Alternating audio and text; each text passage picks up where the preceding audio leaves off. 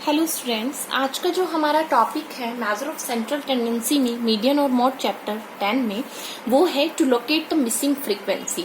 अगर आपको जो भी आइटम्स गिवन है और उसमें आपको क्या गिवन नहीं होता, फ्रीक्वेंसी की वैल्यू गिवन नहीं होती है, तो कैसे आप फ्रीक्वेंसी की वैल्यू को कैलकुलेट करेंगे in case of the median, वो आज हम सीखेंगे।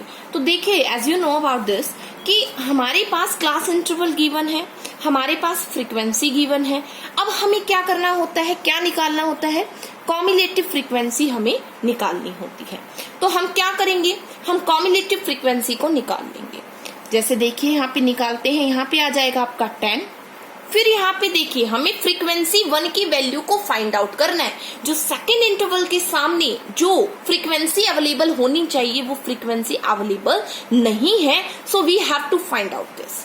सो हम कैसे करेंगे इसको, 10 प्लस f1, राइट? क्योंकि 10 में हम f1 को तो ऐड नहीं कर सकते हैं ना, इसमें ऐड करना है हमें, तो प्लस का साइन आ जाएगा। अगर कोई वैल्यू होती तो वो ऐड हो जाती। अब क्या करेंगे, हम 10 में ही ऐड करेंगे। तो 10 में 25 ऐड हो सकता है, बट f1 में नहीं हो सकता। तो 10 में हम 25 ऐड करेंगे तो आपका आ जाएगा कितना, 35 प्लस f, क्योंकि हमें इस पूरे में क्या करना है, ये ऐड करना है। उसके बाद क्या आएगा, 35 में हम क्या ऐड करेंगे, 30 ऐड करेंगे, तो क्या आ जाएगा आपका 65 प्लस f1। उसके बाद 40 से 50 वाला जो क्लास इंटरवल है, या यू कैन सी जो क्लास लिमिट गिवन है, उसके सामने वाला फ्रीक्वेंसी गिवन नहीं है। तो हमें इस फ्रीक्वेंसी की भी वैल्यू को फाइंड आउट करना है। तो हम क्या करेंगे, 65 प्लस f1 प्लस f2 ये हम करेंगे। उसके बाद 50 to 60 वाले क्लास इंटरवल के सामने जो फ्रीक्वेंसी गिवन है वो 10 है, तो हम इसमें जोड़ देंगे और आ जाएगा 75 f1 प्लस f2। आपको बहुत अच्छे से पता है कि फ्रीक्वेंसी का जो सम होता है वो कॉम्युलेटिव फ्रीक्वेंसी के लास्ट क्लास इंटरवल के सामने जो कॉम्युलेटिव फ्रीक्वेंसी आती है उसके इक्विवेलेंट में होता है। तो हम यहाँ पे क्या करेंगे, क्योंकि आपको पता है sigma f is equal to the number of item which we will use in case of the discrete series और in case of the continuous series, right? तो यहाँ पे आ जाएगा आपका 75 प्लस f1 प्लस में f2, ये आ गया। अब आप एक चीज देखिए कि आपको जब मिसिंग फ्रीक्वेंसी निकालनी होगी तो भाई आपको निकालना है number of item, size of the number of item which we will find out in a cumulative frequency, and on the basis of that we also find out that in which class median is lie, median किस class में lie करता है। So in that case number of item is 100, median is 30। जो number of item है वो आपका 100 है और मीडियन है वो आपका कितना है, 30 गिवन है, राइट? तो नंबर ऑफ आइटम 100 है और मीडियन आपका कितना गिवन है, 30 गिवन है। तो आपको क्या करना है, नंबर ऑफ आइटम, तो आपको पहले निकालना है क्या, साइज ऑफ द आइटम। क्या निकालना है, साइज ऑफ द आइटम निकालना है आपको। तो सबसे पहले हम निकाल लेंगे size of the item, median equal to size of n by 2th item. और यहाँ पे हमें नंबर ऑफ आइटम 100 गिवन था, तो 100 को हम 2 से डिवाइड करेंगे तो आप क्या आ जाएगा, 50th आइटम। क्या आ जाएगा आपका, 50 आइटम। 50 आइटम आपका आ जाएगा। उसके बाद हमें इस 50 को देखना है ये कहाँ पे लाई करेगा। तो देखिए 35 प्लस f1 में अगर कुछ जोड़ेंगे, ठीक है, या 65 प्लस f1, मतलब कि इन दोनों के बीच में लाई करेगा। इतना तो आप कर ही सकते हैं। उसके बाद दूसरा मीडियन की जो वैल्यू है वो 30 दे रखी है, तो मीडियन की वैल्यू 30 से भी आप ये फाइंड आउट कर सकते हैं कि 30 जो है वो 20 से 30 के बीच में तो लाई नहीं करेगा। कहोगे क्यों, क्योंकि यहाँ पे 20 से 29 तक के आइटम इंक्लूड है, 30 जो है वो नेक्स्ट वाले क्लास इंटरवल में इंक्लूड है, राइट? तो इसलिए जो मीडियन है वो 30 से 40 क्लास के बीच में लाई करेगा, क्योंकि वैल्यू गिवन है। दूसरा साइज ऑफ द आइटम 50 आया था, तो ये आप कॉम्युलेटिव में जैसा मैंने पहले बताया था सेम प्रोसीजर फॉलो करेंगे, 35 से 65 के बीच में लाई करेगा। तो यहाँ पे देखिए 30 वाला हम ले लेंगे और कॉम्युलेटिव फ्रीक्वेंसी हमेशा ऊपर वाला लेते हैं, तो हम ये वाला CF ले लेंगे। उसके बाद हम क्या करेंगे, हम मीडियन का फॉर्मूला लगा देंगे और L1 प्लस में number of item divided by 2 minus में कॉम्युलेटिव फ्रीक्वेंसी अपॉन में फ्रीक्वेंसी मल्टीप्लाई का क्या कर देंगे हम 100 कर देंगे। तो इसमें देखिए जो लोअर लिमिट है वो आपका कितना है 30 है और n/2 जो हम करेंगे वो आपका कितना आ जाएगा 50 आ जाएगा। कितना आ जाएगा आपका 50 आ जाएगा। और CF जो है वो 35 प्लस F1 तो -35 माइनस का F1 डिवाइडेड बाय फ्रीक्वेंसी और फ्रीक्वेंसी की वैल्यू क्या गिवन है 30 गिवन है। मल्टीप्लाई आप क्या कर देंगे I मैग्नीट्यूड लेंगे, क्या लेंगे ये गलती से हो गया था, मैग्नीट्यूड लेंगे I with difference between the class interval. तो ये क्या आ जाएगा आपका 10 आ जाएगा, राइट। उसके बाद क्या करेंगे हम सोल्व करेंगे इसको। 50 में से 35 गए तो आपका आ जाएगा 15 माइनस का F1 अपॉन में कितना आ जाएगा आपका 30 मल्टीप्लाई 10।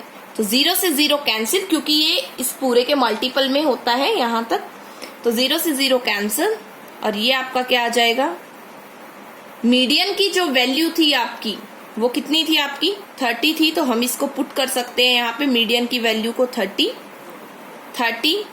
प्लस में 15 माइनस F1 अपॉन में 3। अब ये 30 प्लस का है यहाँ पे, तो इधर आके क्या हो जाएगा माइनस में हो जाएगा। 50 माइनस F1 3 0,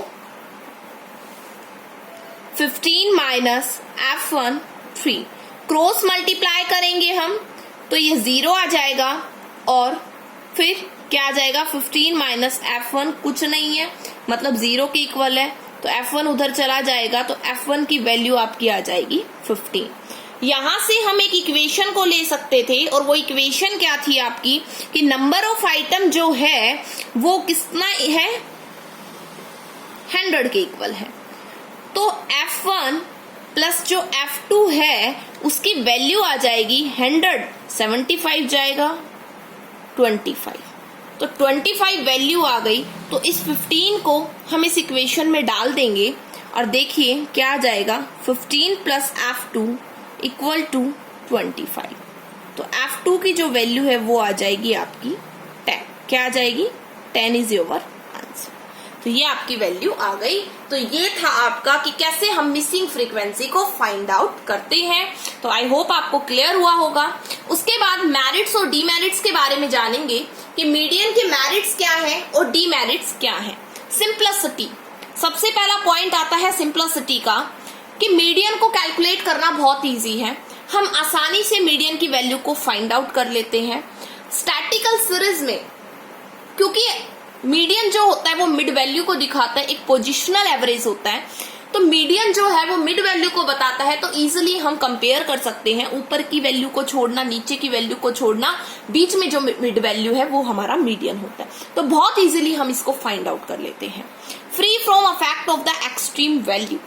एक्सट्रीम वैल्यू मतलब कि जैसे कि हमने अर्थमेटिक मीन की लिमिटेशन में पढ़ा था कि अर्थमेटिक मीन में एक्चुअल वैल्यू फाइंड आउट नहीं कर पाते हम, क्योंकि एक्सट्रीम वैल्यू हाई वैल्यू को भी कम दिखा दिया जाता है और फिर उसके बेसिस पे हमारा आंसर को हम एक्चुअल में जज नहीं कर पाते हैं, कोई डिसीजन नहीं ले पाते हैं।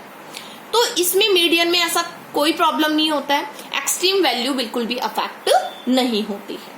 Certainty, median is always certain is specific value in the series. एक वैल्यू जो निकल के आती है मीडियन में, जो आंसर की वैल्यू होती है वो स्टैटिकल सीरीज में लाई करती है। जैसे मिड वैल्यू की अगर मैं बात करूं तो वो स्टैटिकल सीरीज में लाई करेगी, तो वो लाई करती है, तो इजिली हम फाइंड आउट कर सकते हैं। सर्टेनिटी रहती है।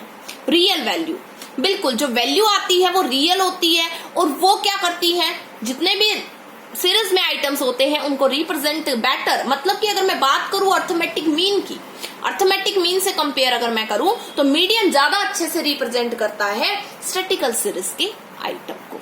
ग्राफिकल प्रेजेंटेशन, ग्राफिकल प्रेजेंटेशन तो आपने पढ़ा हुआ भी है, हमने करा था जब हमने फ्रीक्वेंसी डिस्ट्रीब्यूशन कर्व करे थे, तो उसमें मैंने आपको बताया था कि हम लेस देन और मोर देन जहां पे कॉम्युलेटिव फ्रीक्वेंसी सीरीज गिवन होती है वहां पे हम क्या करते हैं, इजिली मीडियन की वैल्यू को फाइंड आउट कर लेते हैं।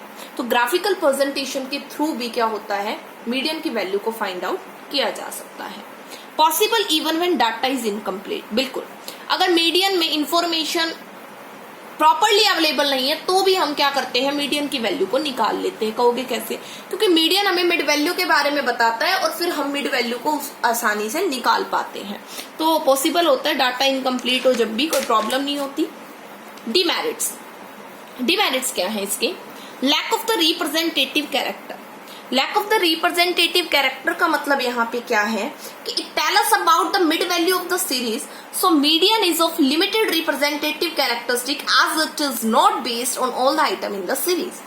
मीडियन जो होता है वो मिड वैल्यू को बताता है, रियल वैल्यू तो होती है, मिड वैल्यू को बताता है, बट सीरीज में जितने भी आइटम्स होते हैं उन आइटम्स को प्रॉपर वे से रिप्रेजेंट नहीं करता, क्योंकि वो केवल पोजिशनल एवरेज है, वो पोजिशन के बारे में बताता है। That's why unrealistic, when median is located somewhere between the two middle value, it remains only an approximation measure। जैसे कि हमने सीखा था कि मीडियन को अगर नंबर ऑफ आइटम ओड है तो आसानी से निकाल लेते हैं, बट अगर नंबर ऑफ आइटम इवन है तो इसका मतलब ये हुआ कि मीडियन जो है वो दो वैल्यू में लाइक करता है, वो सीरीज के दो वैल्यू में क्या करता है, लाइक करता है, और उस बेसिस पे हम मीडियन की वैल्यू को एक अप्रोक्सीमेशन बेस पे ही निकाल पाते हैं, तो अनरियलिस्टिक हो जाता है। Lack of algebraic treatment, lack of algebraic treatment का मतलब यहाँ ये है कि जब हम मीन की वैल्यू को निकालते थे तो उसमें अलजेब्रिक ट्रीटमेंट हम करते थे, बट इन केस अगर मैं बात करूं मीडियन की, तो मीडियन में हम कोई अलजेब्रिक ट्रीटमेंट नहीं करते।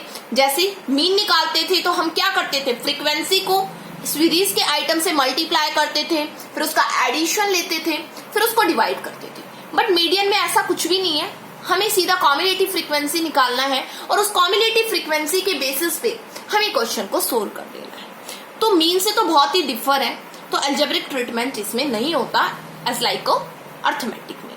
तो ये कुछ मेरिट्स डिमेरिट्स थे और हमने सीखा कि फ्रीक्वेंसी की वैल्यू को कैसे निकाला जाता है। आई होप आपको समझ में आया होगा। अगर कोई भी आपको प्रॉब्लम है, कुछ समझ में नहीं आए, तो आप कमेंट बॉक्स में डाल सकते हैं। चैनल को लाइक करिए, सब्सक्राइब करना मत भूलिए। आपको स्टैटिस्टिक्स के हर चैप्टर के हर पार्ट के आपको वीडियो प्रोवाइड की जाएगी, इसलिए आप चैनल को लाइक करना और सब्सक्राइब करना मत भूलिए। Thank you.